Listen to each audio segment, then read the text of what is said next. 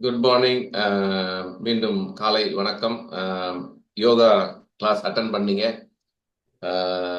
யார் யார் வந்து பயன்பெறணும்னு நினைச்சு நீங்க வீடியோலாம் ஆன் பண்ணிட்டு செய்றீங்களோ அது நல்லது. மற்றவங்களும் அந்த மாதிரி வீடியோ ஆன் பண்ணிட்டு செஞ்சு அவங்க கரெக்ட் பண்ணுவாங்க, சரியா தவறா அப்படிங்கிறத பார்த்துட்டு. அதே போல நம்ம குரூப்ல வந்து இந்த முறை 17 பேர் மொத்தம். 17 பேரோ 21 பேரோ ஏதோ ஒன்று, 17 பேர் நினைக்கிறேன். ஸோ எக்ஸசைஸ் அப்படிங்கிறது very very important for our journey. இந்த ஹெல்தி வெயிட், ஹெல்தி லிவிங், ஆரோக்கியமாக இருக்கக்கூடியது, பூர்வ சௌக்கியம் எல்லாமே, ஆப்டிமல் ஹெல்த் எல்லாமே. அப்போ அதுக்கு வந்து செய்கிறவங்க செய்கிறீங்க, ஒன்றும் பிரச்சனை கிடையாது. பட் புதுசாக வர்றவங்க கூட இன்வால்வ் பண்ணணும். இன்வால்வ் பண்ணி செஞ்சால் கொஞ்சம் நல்லா இருக்கும். சரி, நீங்கள் வந்து ஒரு 50,000மோ 1,00,000 கொடுத்து இருந்தீங்கன்னா அவங்க சொல்றத கரெக்டா நேரத்துக்கு வந்து செஞ்சிருவீங்க. Because money you have paid. இது ஃப்ரீ சர்வீஸ் தானே நாங்க பண்றது. அதனால கொஞ்சம் ரொம்ப இதாக இருக்க வேண்டாம். தயவு செய்து உங்களுக்கு என்ன சொல்லித்தரமோ அதை கரெக்டாக செய்யுங்க. நம்ம வந்து இன்னைக்கு அடுத்த ஒரு 1/2 மணி நேரத்தை வந்து நாலேஜ் செஷனுக்கு போவோம். கவனிங்க, என்ன சொல்றோம், எதை பத்தி பேசுறோம் அப்படின்றது கவனிங்க.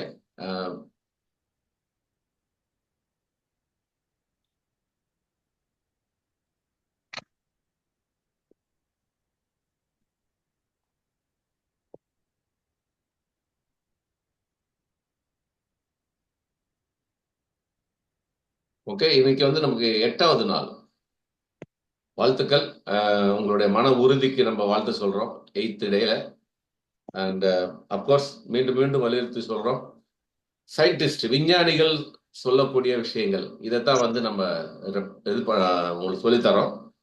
இன்றைய காலகட்டத்தில் எல்லாத்தையும் மொபைல் இருக்குது. இந்த மொபைல் மூலமா இன்ஸ்டாகிராம், ஃபேஸ்புக்கு அப்படின்னு சமூக வலைத்தளத்தில் பலரும் பலவிதமாக ஆரோக்கியத்தை பற்றி பேசக்கூடிய இந்த காலத்தில் எது பெஸ்ட், எது சரி, எது சரியில்லை அப்படிங்கிறத வந்து நம்ம இந்த ஆராய்ச்சியாளர்கள் மூலமா தான், விஞ்ஞானிகள் மூலமா தான் நம்ம கத்துக்க முடியும். ஸோ இந்த 8வது நாளும் 8 நாளும் நீங்க மன உறுதியோட உங்களோட உணவு பழக்கங்களை கடைப்பிடிச்சதற்கு வாழ்த்து சொல்றேன் உங்களுக்கு. Okay, and this is what going to happen. இது மாதிரி தான் வந்து நடக்க போகுது. உங்களுடைய தொப்பை அப்படின்னாலும் சரி, அல்லது பெல்லி ஃபேட் அப்படின்னாலும் சரி, இது கண்டிப்பா குறையும். ஸோ இதுக்கு ஒரு உதாரணம் வந்து என்னை நானே நான் சொல்லிக்க முடியும். இந்த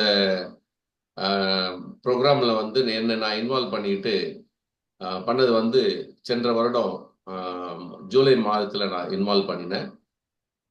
முடித்தது வந்து 31/10/23. இந்த பிசிஏ பாடி கம்போசிஷன் அனாலிசிஸ் எடுக்கும்போது நான் வெயிட் 71 கிலோ இருந்தேன், 63 மாறிச்சு. அதே மாதிரி பிஎம்ஐ வந்து 28.7 இருந்தது, 25.2 மாறினது.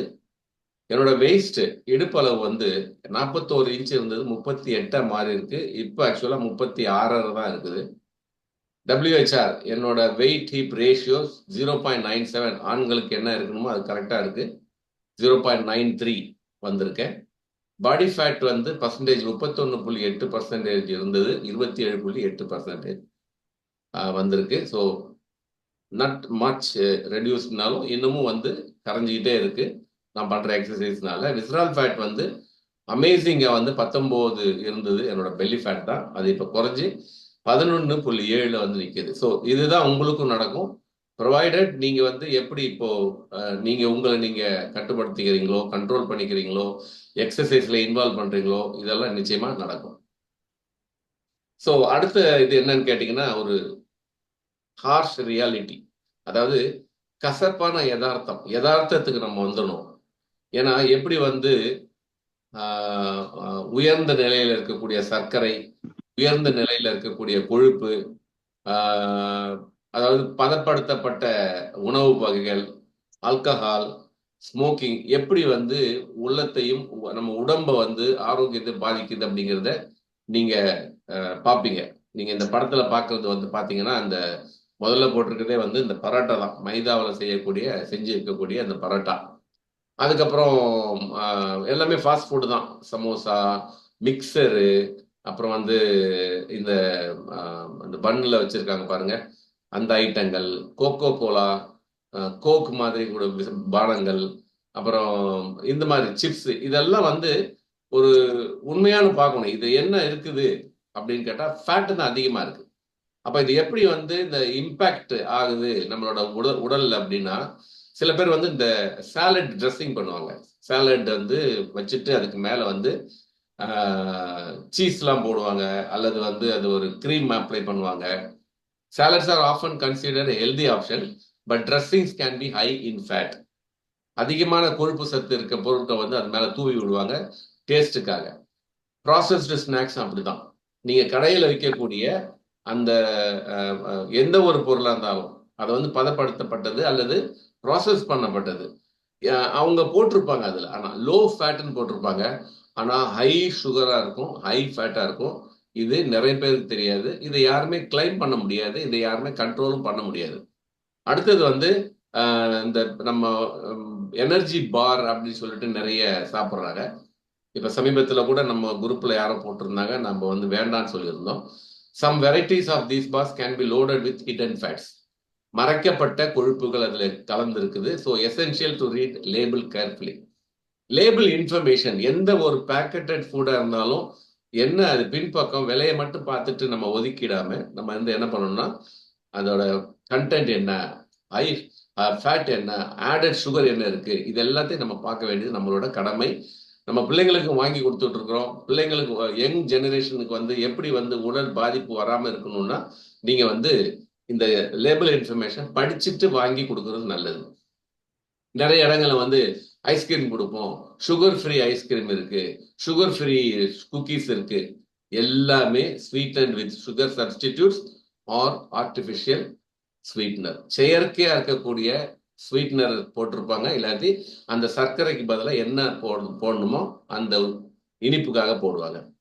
அப்புறம் வந்து ஏன் வந்து இந்த ப்ரோக்ராமில் வந்து இந்த 15 நாள் கட் ரீசெட்டுக்கு வந்து உங்களுக்கு ரெஸ்டாரண்ட் போக வேண்டாம், பார்ட்டிஸ்லாம் போக வேண்டாம், கல்யாணத்துக்கு போக வேண்டாம், ரிசப்ஷன் போக வேண்டாம் அப்படின்ற ஒரு ஒரு வேண்டுகோளை முன் வச்சோம் அப்படின்னா, dishes are prepared with added fat, oil, sauces to enhance flavour. அதாவது கொழுப்பு சத்து அதிகமாக இருக்கும். அவங்க ட்ரான்ஸ் ஆயில் தான் யூஸ் பண்ணுவாங்க. எவ்வளோ கம்மி. ஆக்சுவலாக நானும் கல்யாணம் பண்ணேன். அப்போ அந்த கல்யாணத்தில் வந்து அவங்க கொடுக்குற ரேட்டை வந்து அக்செப்ட் பண்ணுறது இல்லை. நம்ம குறைச்சி தான் கேட்போம். ஒரு பிளேட்டுக்கு வந்து 1000 ரூபாய் சொன்னாங்கன்னா ஒரு 800 ரூபாய்க்கு போடுங்களேன்னு சொல்லுவோம். அவங்களுக்கு ஆர்டர் வேணுன்றதுக்காக ஓகே அப்படின்ட்டுருவாங்க. ஆனால் அந்த ஷார்ட்டேஜை வந்து எங்கே காமிப்பாங்க அப்படின்னா, எங்கே வந்து யூஸ் பண்ணிப்பாங்கன்னா தரமற்ற பொருட்களை யூஸ் பண்ணுவாங்க, உணவுப் பொருட்களை. அதில் தான் வந்து நம்ம மாட்டிக்கிடுவோம். அது நிறைய பேருக்கு தெரியாது. அப்போ டிஷ்ஷஸ் ஆர் ப்ரிப்பேர்ட் இந்த மாதிரி பல்காக பண்ணும்போது ஆடட் ஃபேட் இருக்குதும், அது மாதிரி ஃப்ளேவர் என்ன சொல்லுவாங்க, சுவையூட்டிகள் அப்படி சொல்லுவாங்க தமிழில். அந்த சுவை நல்லா இருக்கிறதுக்காக அதுக்காக சில ஃப்ளேவர்ஸ் யூஸ் பண்ணுவாங்க, கெமிக்கலாக இருக்கும் அது. பிறகு டைரி ப்ராடக்ட்ஸ். இந்த டைரி ப்ராடக்ட்ஸ், இந்த சீஸு, பட்டர், இதெல்லாம் வந்து எசென்ஷியல் நியூட்ரியன்ட் இருந்தால் கூட அதுலேயும் வந்து ஹிடன் ஃபேட் இருக்குது. அதனால தான் இந்த உயர்ந்த நிலையில் இருக்க கொழுப்பு இருக்கக்கூடிய எந்த ஒரு பொருளும், எந்த ஒரு உணவுப் பொருளும் நம்மளோட உடலுக்கு ஆகாது அப்படிங்கிறத நீங்கள் கவனிச்சுக்கணும். இதில் முக்கியமான டிப்ஸ் என்ன தர வேண்டியதா, ஏற்கனவே நான் சொன்ன மாதிரி அதில் போட்டிருக்க லேபிளை வந்து கரெக்டாக படிக்க பாருங்க, very important. And portion size எவ்வளோ போட்டிருக்கு அப்படின்ற பாருங்க. உங்க தட்டில் இருக்கிற போர்ஷன் கூட இன்னைக்கு வந்து நம்ம of course we will not mention now. After 15 days cut ரிசெட்டுக்கு பிறகு உங்களுக்கு சொல்லிக் கொடுக்குறோம் என்ன பண்ணணும். இப்போ தட்டில் வந்து உணவுப் பொருள் எவ்வளோ இருக்கு, அளவு எவ்வளோ இருக்கு. முக்கியமாக வந்து நமக்கு பழக்கம் ஆயிடுச்சு, கலாச்சாரம் ஆயிடுச்சு. இலை நிறைய அல்ல தட்டு நிறைய வெள்ளை சோறை போட்டுட்டு அதை நடுவில் குழியை ஊற்றி அதில் சாம்பார், சட்னி எல்லாம் என்ன பண்ணுமோ அதுதான் நம்ம சாப்பிட்டு பழகிட்டோம் நம்ம. ஸோ இந்த போர்ஷன் சைஸை வந்து நம்ம கண்டுக்கிறது இல்லை, கவனிக்கிறதே இல்லை. அப்போ இந்த போர்ஷன் சைஸ் வந்து நம்ம எப்போ சொல்லுவோம் அப்படின்னா இந்த கட் ரிசெட்டுக்கு அப்புறம் தான் சொல்லுவோம். அப்படின்னாலும் இன்னைக்கு இந்த வீடியோவை பார்த்துட்டு அல்லது இங்கே உட்கார்ந்துட்டு இருக்கவங்க கூட என்ன பண்ணலாம் அப்படின்னா, சரி, உங்களுக்கு அளவு கம்மியா இருக்கா, வயிற்றுக்கு பசிக்க அதிகமா இருக்கு, நான் குறைஞ்ச சாப்பிட்டா பசிக்குது அப்படின்னீங்கன்னா காய்கறிகளை இன்க்ரீஸ் பண்ணிக்கோங்க. பச்சை காய்கறிகளை இன்க்ரீஸ் பண்ணிக்கோங்க. சமைக்கப்பட்ட காய்கறிகளை இன்க்ரீஸ் பண்ணிக்கோங்க. அதுக்கு ஈக்குவலா அதை தான் நம்ம வந்து சொல்ல வரோம். ஸோ இந்த கார்போஹைட்ரேட் தான் அதிகமா இருக்குது அப்படிங்கறத வந்து பாக்குறோம். பட் நம்ம இந்த குரூப்ல இருக்கவங்க எல்லாருமே நிறைய காம்ப்ளெக்ஸ் கார்ப் ப்ராடக்ட்ஸ்லாம் நீங்க போடுறீங்க, ரொம்ப சந்தோஷம். அண்ட் இன்னொரு இம்பார்ட்டன்ட் டிப் என்னன்னு கேட்டீங்கன்னா, select meals and snacks properly. என்ன சாப்பிட்றீங்க, என்ன நீங்க மீல், அதாவது சாப்பாடு என்ன சாப்பிட்றீங்க, ஸ்நாக்ஸ் என்ன சாப்பிட்றீங்க, அதையும் கரெக்டா பார்த்து உங்களுக்கு தகுந்த மாதிரி, உங்க குடலுக்கு தகுந்த மாதிரி நீங்க செலக்ட் பண்ணிக்கோங்க. Do you think all fats are bad? எல்லா கொழுப்புமே பேடான்னு கேட்டா அது கிடையாது.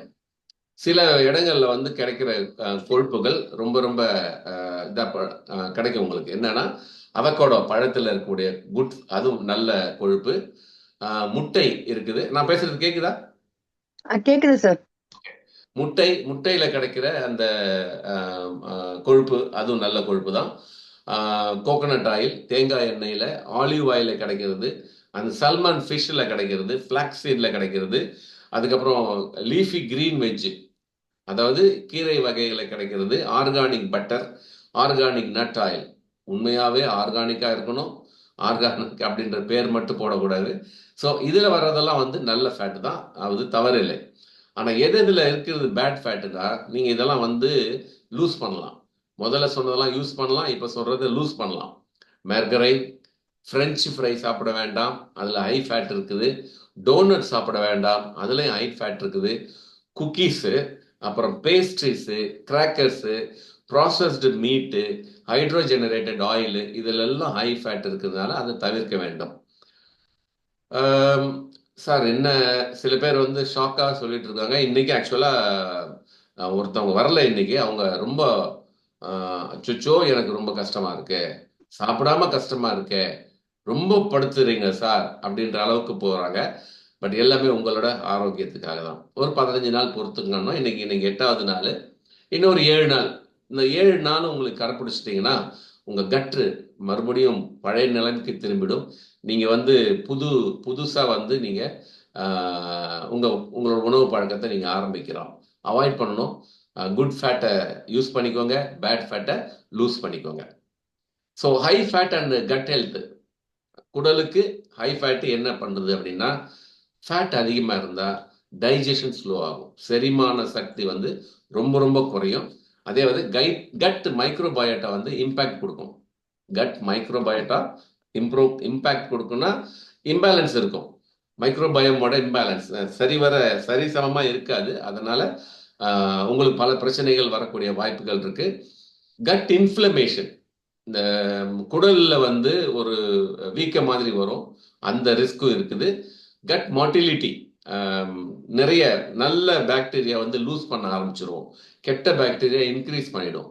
அப்போ அந்த கட் மார்டிலிட்டி வரும்போது எதுக்காகனா, இந்த ஹை ஃபேட் வந்து உள்ள அனுப்பும்போது இதெல்லாம் நடக்கும். பைல் ப்ரொடக்ஷன், கல்லீரல வரக்கூடிய பைல் ப்ரொடக்ஷன் அப்சார்ப்ஷன்லையும் பிரச்சனைகள் வரக்கூடிய வாய்ப்புகள் நிறைய இருக்கு ஹை ஃபேட்னால. Okay, what do you think food processing? இப்போ பதப்படுத்தப்பட்ட உணவு வகைகள் சொல்றாங்களே, என்ன நினைக்கிறீங்க அதை பத்தி? ஏன் அது வந்து தப்பு அப்படின்றீங்க? இன்னைக்கு காலகட்டத்தில் நம்ம சுத்தி இருக்கக்கூடிய கடைகள் பார்த்தீங்கன்னா இப்படிதான் இருக்கும். இந்த மாதிரி கடைகளில் கிடைக்கிற ஏதாவது ஒரு பொருள் உங்களுக்கு வந்து நல்லது அப்படின்னு பார்க்க போனீங்கன்னா தெர் இஸ் நன், ஜீரோ.